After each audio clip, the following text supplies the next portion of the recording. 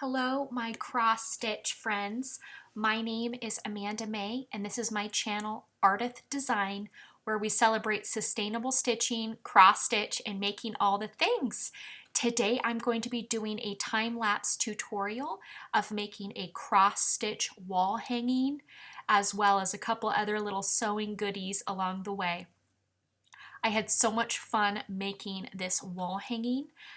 First off, I would like to thank Karen for sending me this wonderful completed cross-stitch ant carrying a leaf along with the corresponding cotton quilting fabric.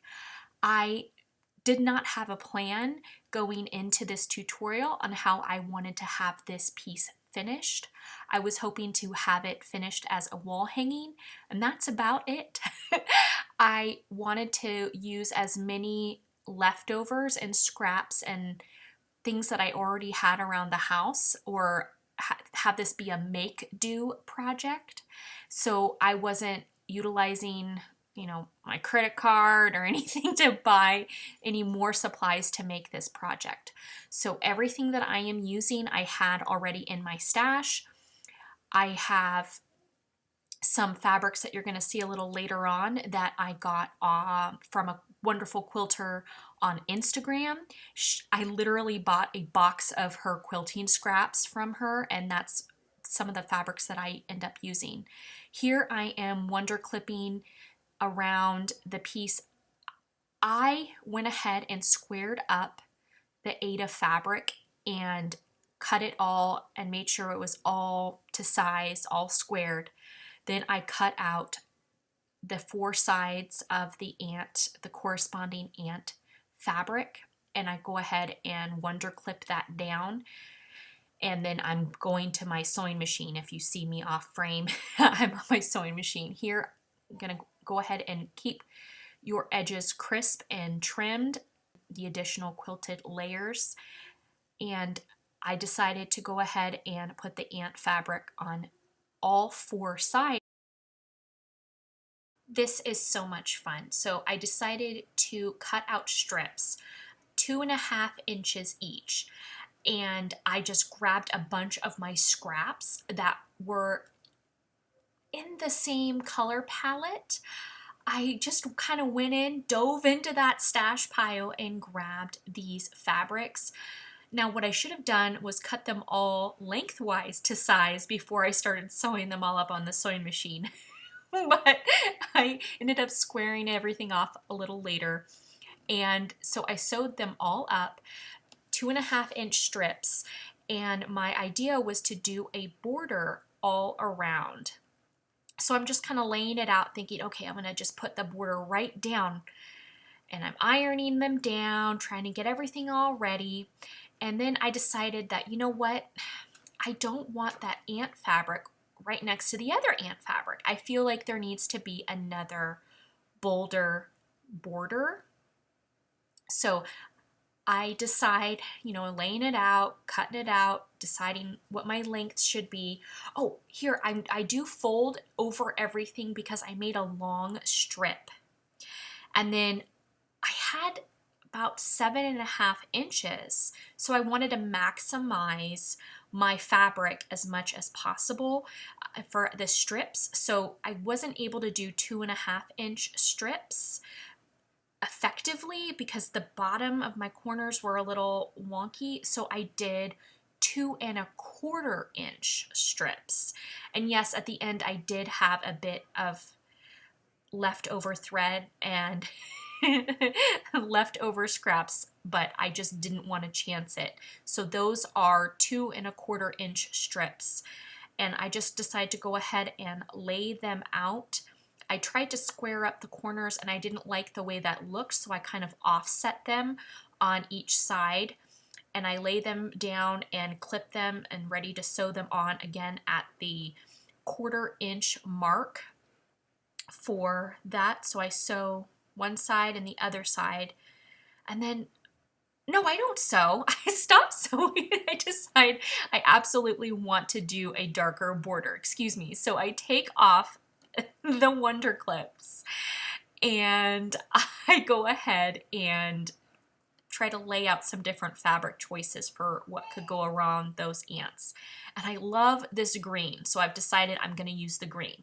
But the problem with the green is I only have this little scrap piece. I don't have any more of it. So I go ahead and cut out what I can, the top and the bottom, and I think, okay, that'll be it. That's fine, because I don't have enough to go on either side, on the left and right side. And I'm like, can I do it? Will it fit? No, it won't. So I'm thinking about other fabrics, and I'm just hemming and hawing. Do I want yellow? Do I want the kind of that wood fabric? Because, you know, a lot of ants like, you know, being in wood. So I go ahead and sew it down a 1/4 inch seam. I'm still deciding what to do, and I think I'm gonna just go ahead and cut out that piece of green that I have. I'm gonna cut it in half. Now it is gonna make my borders asymmetrical, so the top and the bottom are going to be a different size than the right and the left side. But you know what? This is a project. I have no pattern. I am not trying to conform to a certain area. I'm just kind of winging it with the supplies that I have. I'm literally making do with what I have. So I decide to cut this in half and sew it up. So squaring off the corners, making sure we're all good to go. I've spent a lot of time making sure that I had the Aida fabric all squared up. I did not want to mess up the actual cross stitch pattern. And I'm really happy that I took the time to get this piece nice and framed up, because the patchwork border definitely looks handmade at the end.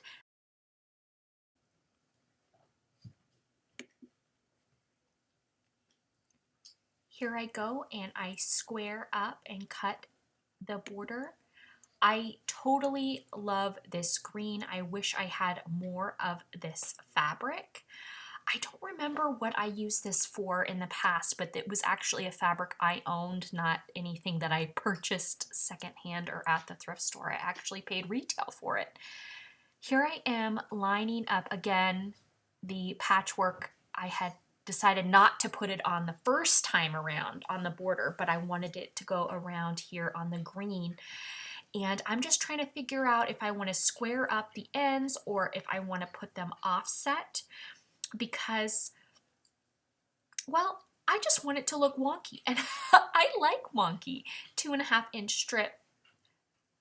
I like things looking handmade. I am by no means a professional finisher. I am pretty new to quilting, and this is all just a joyous experiment for me. I have made a lot of mistakes, but you know what? You learn and grow through your mistakes. So I want my piece to look handmade, but acceptable, you know, where I don't mind showing the world, you know, on social media and YouTube and such. So I am pinning down, I say pinning, but what I really mean is wonder clipping, which wonder clips, I wish they had these when I was little. Oh my goodness, what a game changer for sewing. So I'm gonna go ahead and square up and cut my thing. I'd already gone to the sewing machine. That quick line translucent ruler, my husband actually got it for me at an estate sale. He paid $2 for the ruler. He came home with thimbles and a ruler, and I said, oh my goodness, honey, you are the best and I love you forever. He goes, okay, so that ruler was a good deal at $2? I was afraid. I'm like, no, those things are expensive. So pretty much everything in this project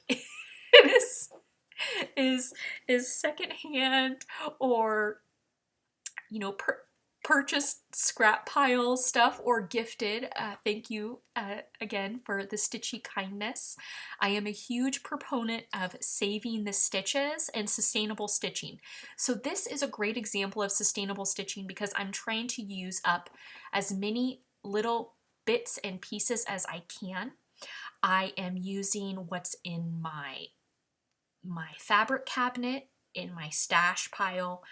I don't want the stitchy kindness of Karen's to languish in my under the bed box or in my FFO or to be fully finished pile. I really wanted it to get done and displayed because her stitching is gorgeous. And if not now, when? And it's really fun to do fully finished projects because you have that sense of accomplishment. You've gotten something done. It's up on my wall now, you know. How awesome is that? And if you don't like finishing, that's totally cool too. Maybe my tips and tricks here, or you can learn from my mistake and you can tell your finisher what you would like and what you wouldn't like. You know, I'd like an asymmetrical green border around a piece. Or get a scrappy border with coordinating quilting cottons.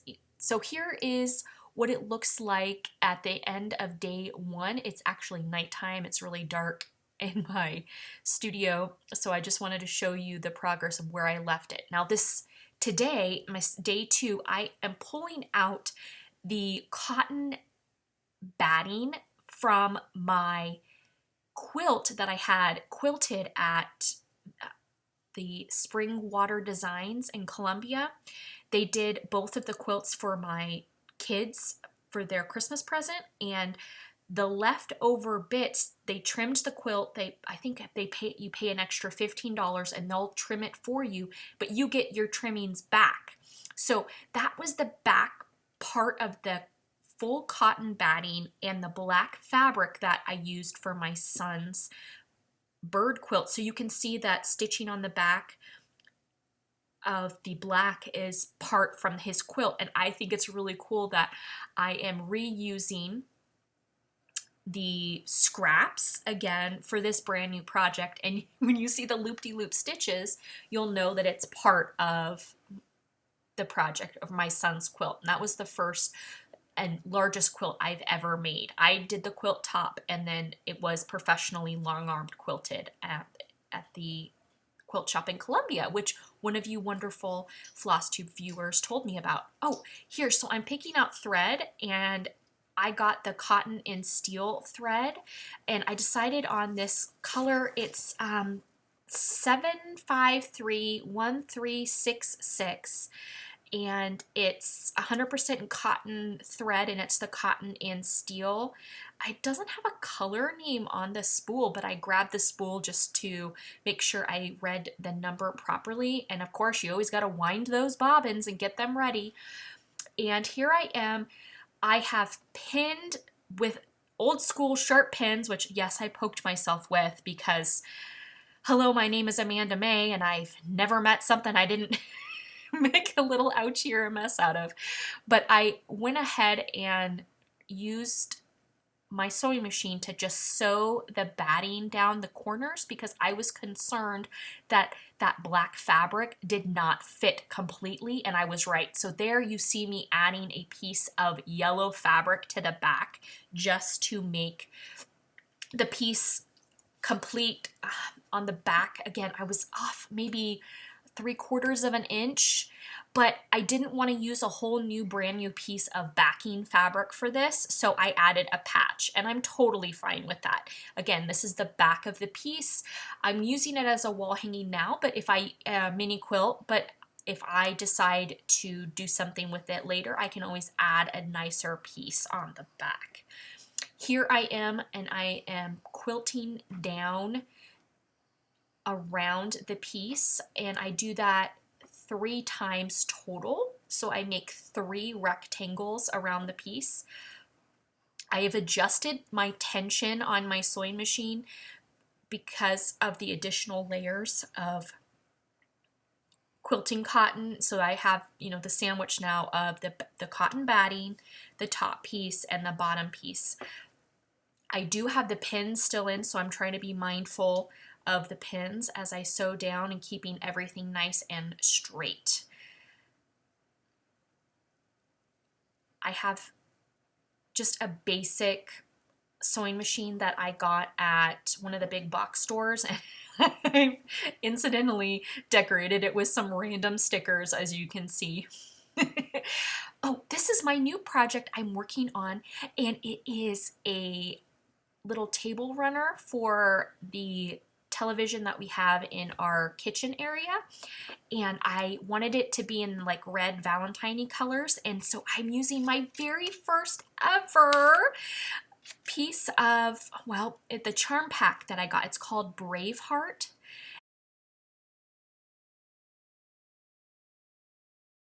I'm super stoked. So I finished this and I cut all the sides around to do the thing. But I thought, since I have some leftover materials here, that maybe I should make something. I've got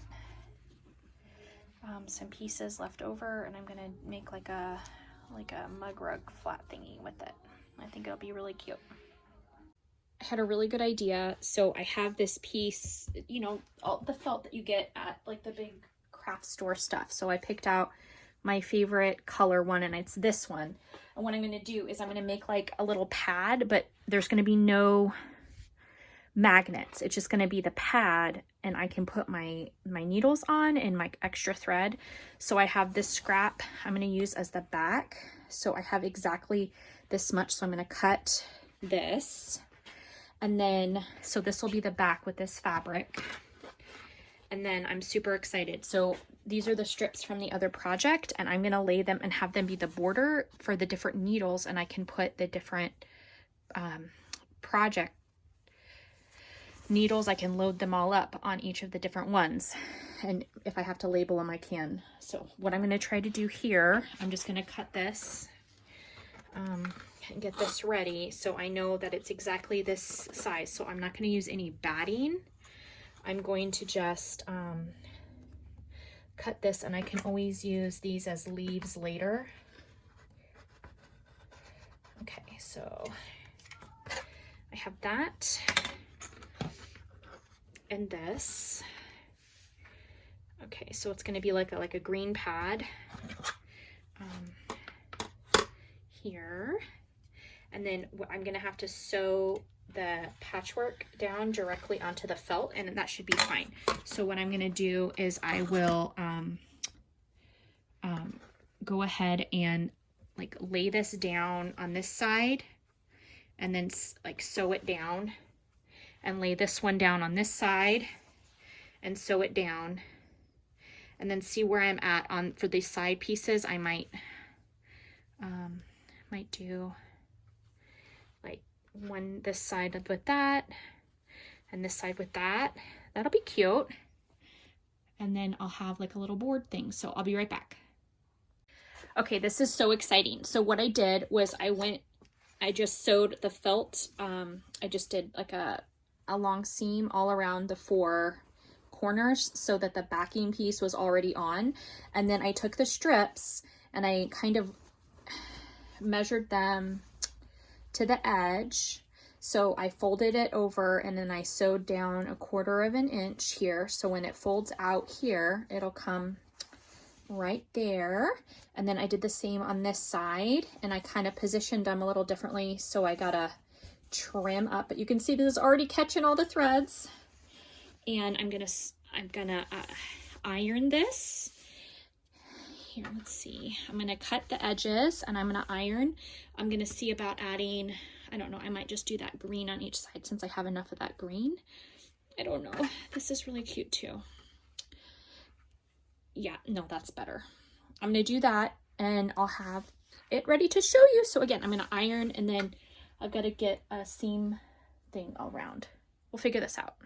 I cut out the binding, and I just made 2.5 inch strips, and then I'm gonna attach these all together and then fold these in half like these, and then use my iron to iron them down so that I can attach it. And then this is the leftover green that I just made the other piece with, and I'm thinking about cutting out some leaves, so we'll see.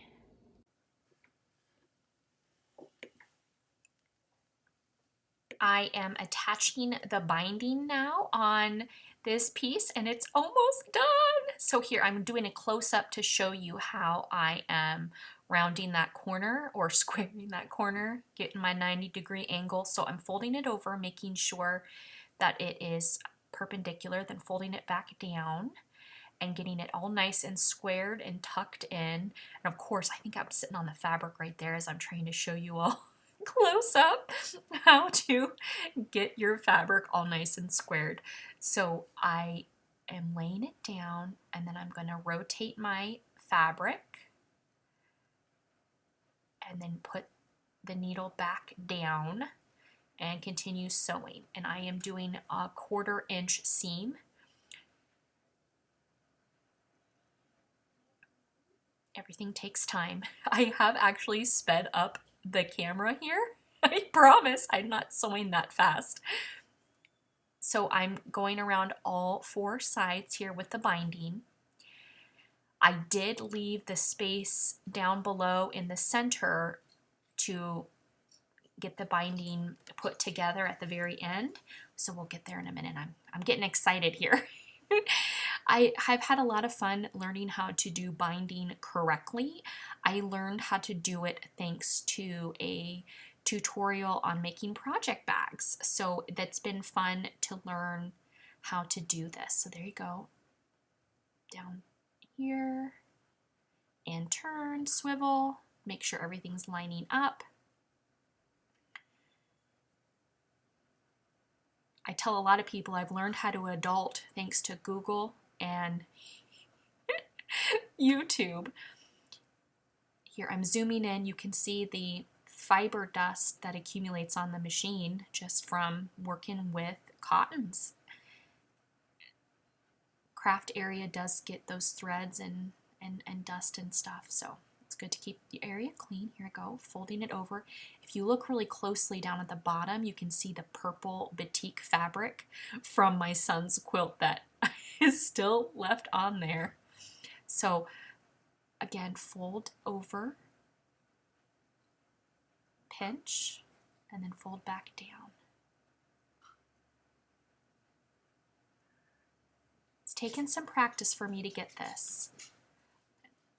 And you don't see it here in this clip, but I'll show you later. I missed about 1/4 of an inch, and so I had to go back and sew, attach that together, which I guess you'll see a little bit later. So it's okay to not be perfect. Again, I'm not a professional. All we can do is the best we can.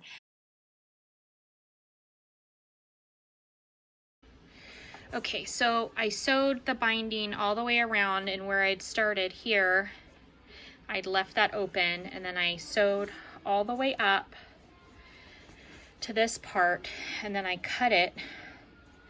Now I'm gonna open it, and so I open this side here and this side here.